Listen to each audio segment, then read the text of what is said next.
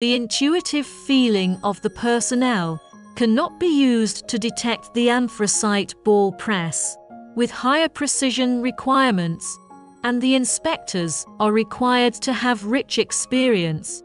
A large number of inspection work is carried out with instruments and tools.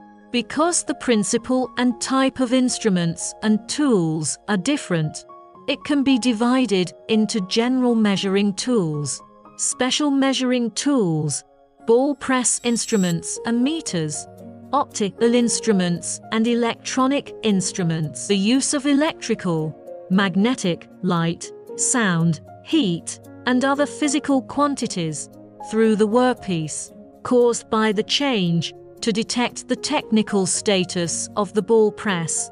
The realization of the method is also combined with instrument tool inspection method. It is usually used to check the hidden defects inside the anthracite ball press without damaging the anthracite ball press itself, and is now commonly called non-destructive inspection.